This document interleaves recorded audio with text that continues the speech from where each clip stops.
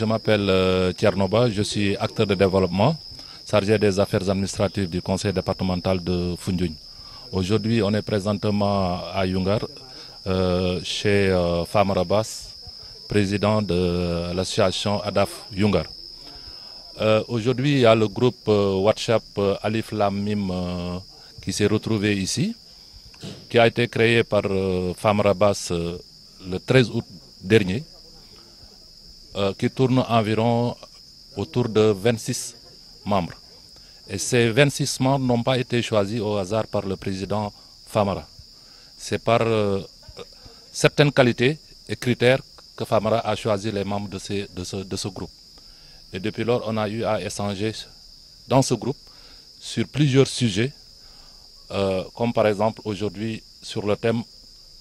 qu'on discutait, sur la dégradation des mœurs dans nos valeurs traditionnelles. L'objectif de cette rencontre, de cette première rencontre d'aujourd'hui,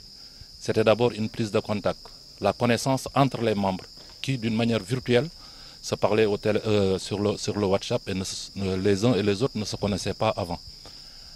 C'est cela qui a occasionné cette rencontre pour qu'aujourd'hui les gens puissent se connaître, mais également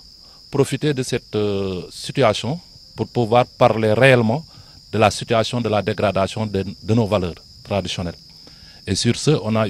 d'abord procédé à l'analyse de la situation générale du pays, par lequel on a constaté un comportement négatif des hommes. Et ce comportement négatif des hommes, on l'a situé surtout sur le fait que aujourd'hui, il y a la dégradation de ces mœurs au niveau de tous les foyers institutionnels comme organisationnels.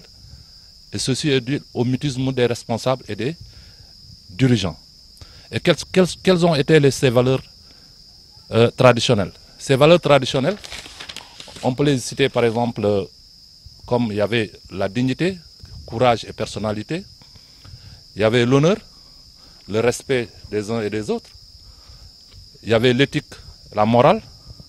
la solidarité, l'affection, l'amour, la discipline, la croyance en soi et la sincérité. C'était des valeurs que les ancêtres nous avaient léguées. Mais depuis un certain temps, on a constaté que toutes ces valeurs sont en train de disparaître. Et le pourquoi ces valeurs disparaissent? C'est là où aujourd'hui le groupe s'est penché pour essayer de voir quelles sont ces valeurs qui sont en train de disparaître. On a vu qu'aujourd'hui, les facteurs qui ont causé cette disparition des valeurs, il y a le masla, la tolérance, il y a le ngor avec l'éducation, il y a la fuite de responsabilité des parents et l'absence d'autorité et l'éducation collective. Il y a aussi la non-maîtrise des systèmes par la forte influence extérieure. Mauvaise utilisation des nouvelles technologies de l'information, comme le portable, la télé et l'Internet. Mais ceci a créé une zone de turbulence qui risque d'engrainer notre société. Cette zone de turbulence peut nous renvoyer demain jusqu'à ce que, par exemple, toutes ces valeurs qu'avaient laissées nos ancêtres pourront disparaître. Et pour pallier à ça, maintenant, l'ensemble du groupe se sont tombés d'accord pour l'organisation d'un panel sur le sujet la dégradation des mœurs sur les valeurs traditionnelles. Et par rapport à ça, comme l'ensemble des groupes n'était pas sur place, on s'est donné rendez-vous à Foundiougne le 26 de ce mois-ci, le 26 septembre. Et les acteurs qui doivent participer à ces rencontres, d'abord, il y a les membres du premier groupe fondateur, donc avec les 26 membres, plus les 9 autres membres, pour avoir tout le temps le chiffre 8. Donc on va passer de 26 à 35 membres, on va compléter les autres 9 personnes sur les 25 membres. On va également faire participer les organes de presse, on va faire participer la jeunesse, les mouvements de femmes, les chefs religieux et coutumiers. Pourquoi par exemple cette cible? Parce que nous avons constaté qu'aujourd'hui l'ensemble de ces acteurs qu'on a ciblés, c'est des porteurs de voix. Si on prend par exemple la jeunesse, La jeunesse s'est organisée en structure. Il y a les ASC, il y a les conseils communaux de jeunesse, ainsi de suite. Il y a les mouvements de femmes. Les mouvements de femmes, nous avons les GPF, les organisations féminines, les associations de femmes, les GIE de femmes, les chefs religieux et les coutumiers. Par là, on voudrait que, par exemple, ces porteurs de voix puissent parler aux différentes couches de la population par rapport à la dégradation des valeurs. Parce que cela demande de la sensibilisation. Aujourd'hui, si je prends par exemple l'exemple des chefs religieux, tous les foyers religieux polarisent des disciples qui n'attendent que, par exemple, le ndigal de leur marabout. Si aujourd'hui, le marabout appelle au retour des valeurs, on peut avoir la chance qu'aujourd'hui, ces valeurs peuvent retourner dans nos foyers. Voilà en quelque sorte ce qu'on a eu à travailler durant toute cette journée et qui a été une journée vraiment fructueuse pour nous. Et on s'est donné rendez-vous le 26, Inch'Allah, pour pouvoir peaufiner l'ensemble des problèmes qui occultent aujourd'hui nos mœurs. Voilà en quelque sorte ce qu'on a eu à discuter aujourd'hui. Et je peux vous dire qu'aujourd'hui, on se réjouit d'être dans ce groupe créé par Famara Bass. Famara Bass qui est un homme très ouvert, un homme disponible, un homme humble, qui aujourd'hui accepte de livrer sa connaissance à l'ensemble des populations du pays. Parce qu'il ne voudrait pas que, par exemple, son savoir disparaisse comme ça. Et si j'ose le dire aussi, s'il me le permet, je pense qu'aujourd'hui, il est en train de transcrire tout son savoir dans un document pour éviter que, par exemple, demain, tout son savoir disparaisse. Voilà en quelque sorte ce que j'avais à dire par rapport à cette rencontre. J'en suis fier vraiment d'être dans ce groupe et je m'efforcerai et je demande au bon Dieu de me donner toute la force pour pouvoir apporter mon concours à la réussite de ce futur panel qu'on est en train de préparer. Je vous remercie. daje fii ci Yungar bi ñu daje nag xëy ñu rek ñu daje fi ki ñuy wax Famara Bass nekk njiit bi nga xam ne tey jii moom moo nekk ci association ADAF Yungar dañu toog ci le 13 août kenn ku ci nekk ci ñun gis ne groupe WhatsApp bu ñu oyee Alif Lam Mim créé wu na mais kenn xamutoon lan moo wundu li ni mel ndekete ci li nga xam ne tey moo nekk répertoire bi mu yor tànn na fi ñaar fukki nit ak juróom-benn yooyu boo ko jëree faram-pàcce ko dañ koy tënk ci chiffre 8 mu nekk loo xam ne lu am solo la chiffre 8 boobu lam ca gis moo nekk na ña nga xam ne tey jii ñoo composé groupe bi yëpp kenn ku ci nekk jikko bi nga yor moo nekk ci sa morom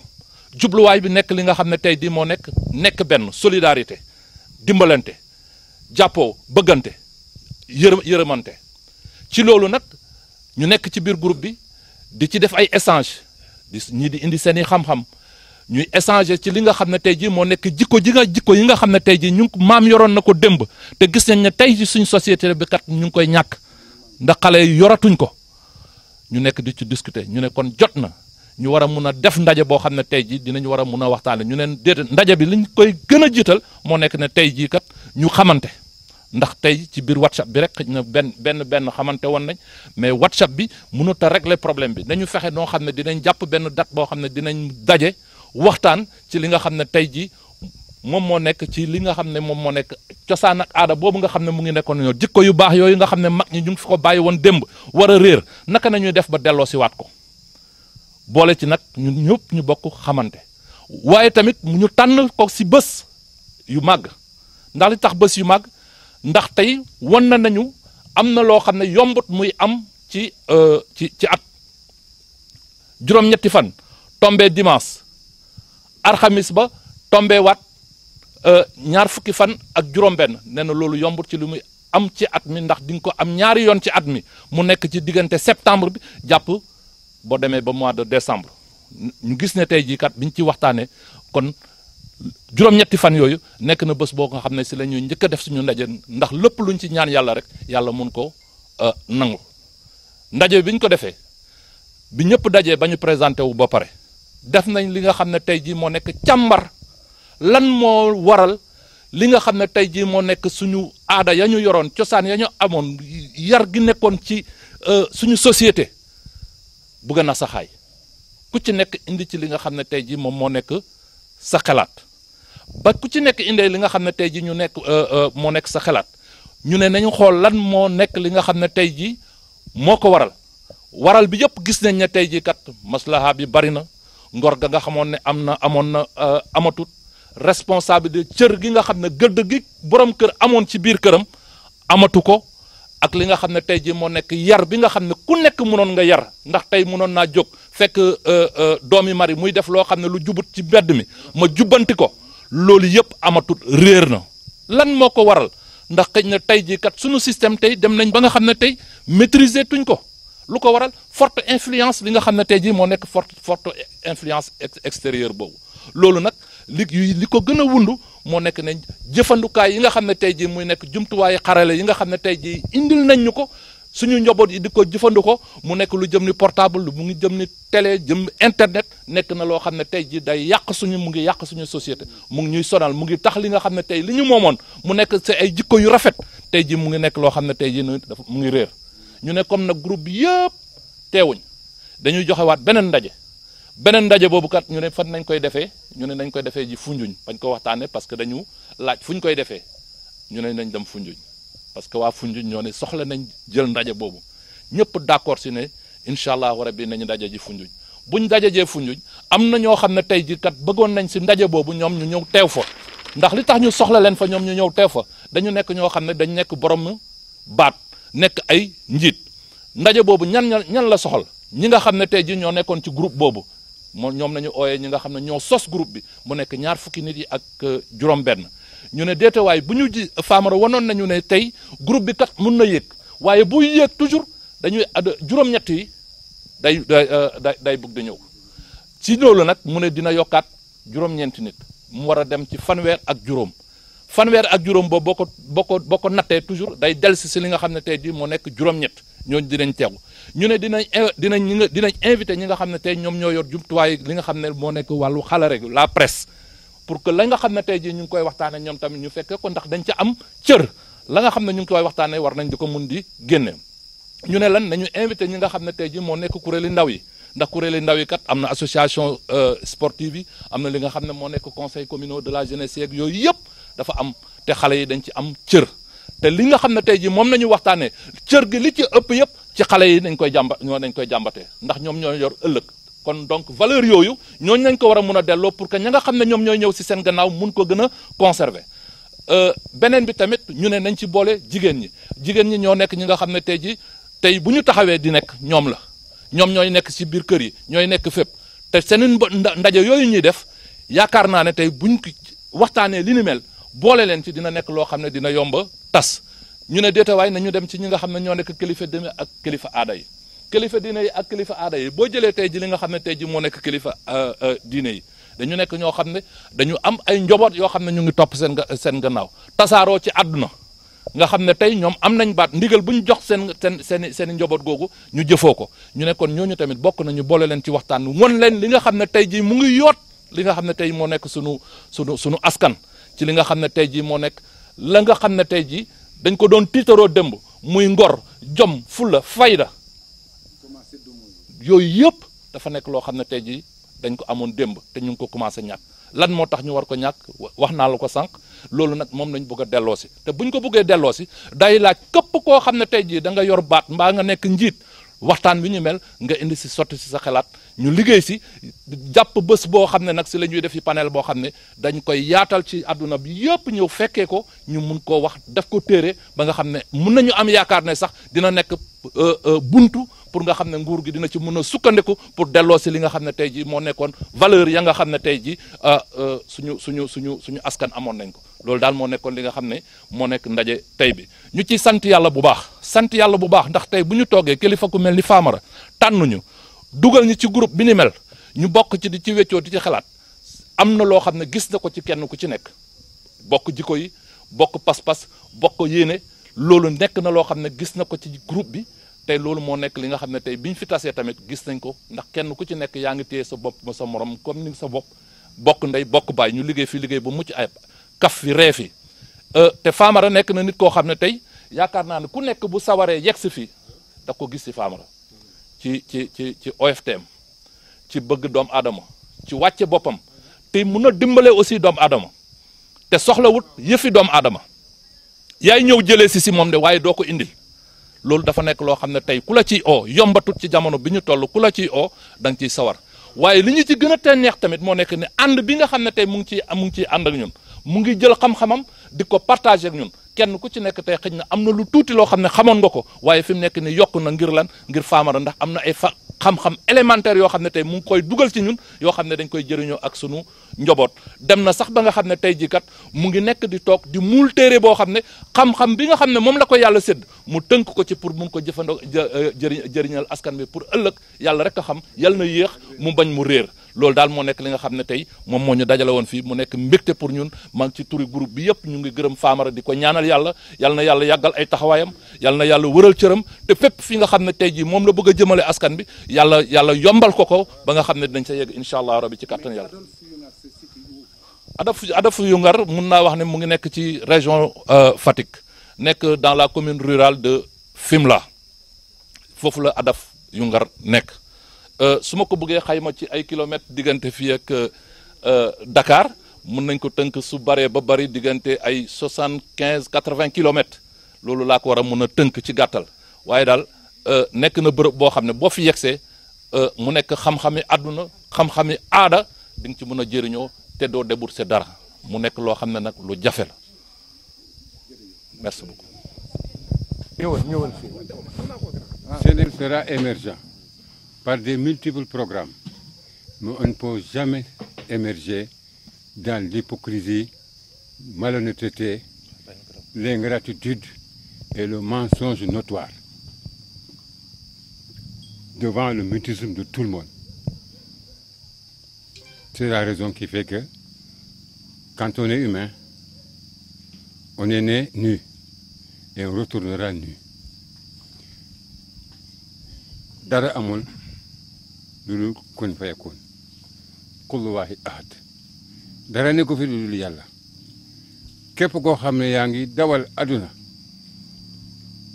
dina la ba wala nga ba ko fi dem fekk yàlla wala budda dina am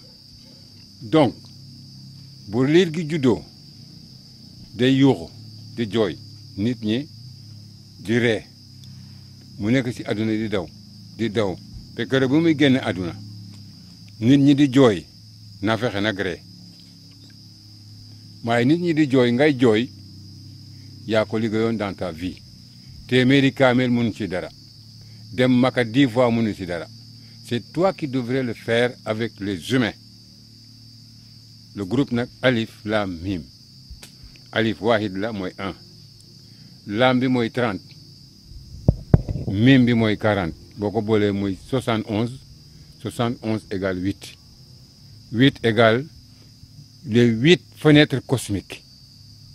8 égale juróom-ñetti malaaka yi yore aras keroog iza zulzilati ardu zilzalaha juróom-ñetti aaya yooyu moo nekk ci alam nasara donc boo gisee groupe bi ñu tuddee ko noonu yaakaar la rek ak li yàlla wax ñu war koo sàmm war koo dëggal te lépp lu nit ki di def na ko gëm na ci jiital yàlla bëgg sa morom nit ki bu fekkee ne mënuloo fàtte sa bopp ngir nit dese nga doo jullit nit ki bu fekkee ne ci coono nit nga yaakaar pour am boo ne jullit nga des na lu bari doo war a seeti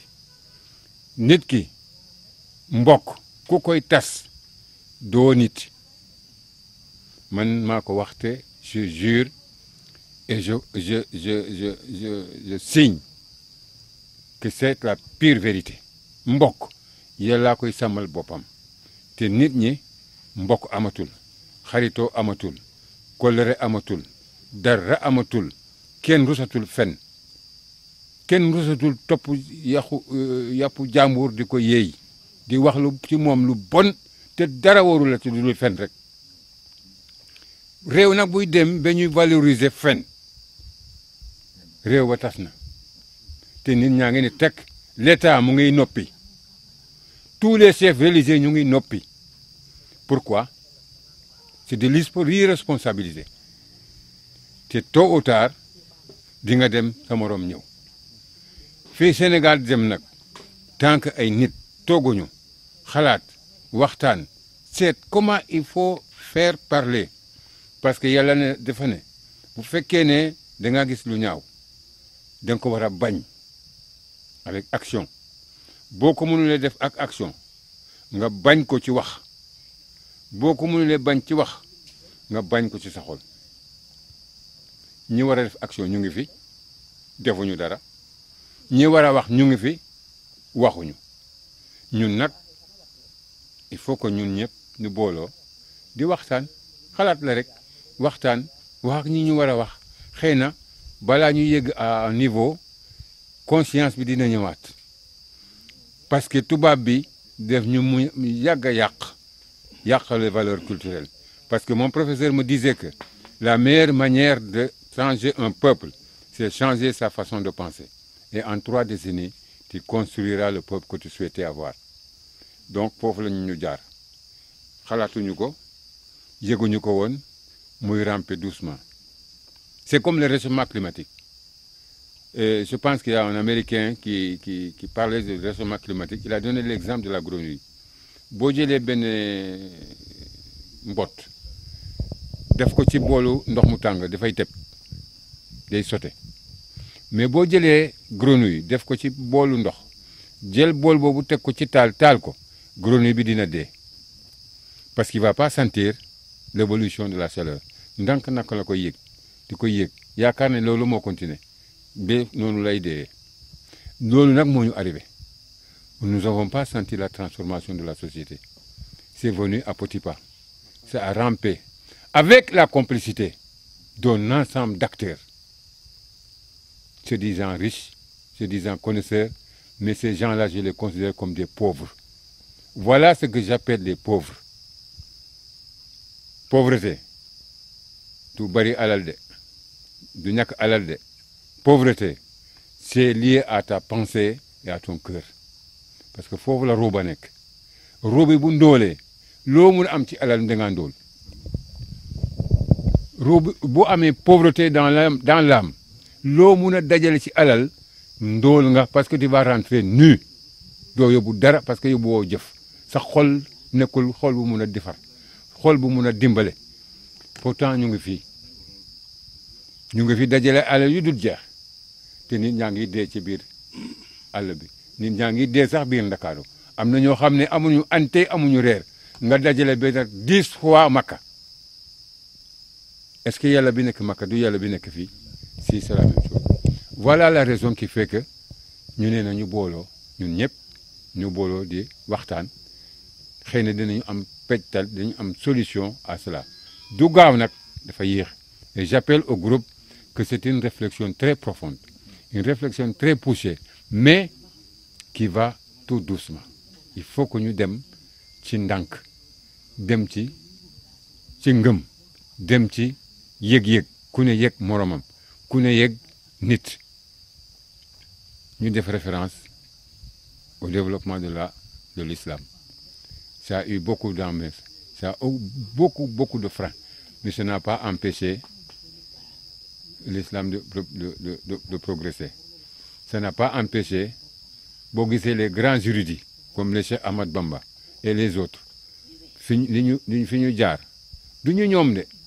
waaye damay joxe exemple rek loo xam ne am na fi te mun nañ ci def référence mais Cheikh Ahmadou Bamba bàyyiwu fi fenn ci mbindam ni nit dafa war a jubadi non bàyyiwu fi ne nit dafa warul respecter nit bàyyiwu fi ci nit warul dimbale nit parce que kooku amuloon sax poche donc loo indi mun a tegal fii ku ñëw mu ne fabal donc c'était la solidarité active njàngaleem franchement c'est un exemple mun nañ ci roy lu bëri mais est-ce qu'on l'a suivi roy ñu le prophète ci jikko dañ ko roy ci kaala roy ñu Cheikh Ahmad Bamba ci jikko dañ ko roy ci kaala Abdou Aziz royuñu ko jikko dañ ko roy kaala royu kaala yooyu kurus yu bëri yooyu nag moo yàq réew mi loolu la ñu bëgg a wax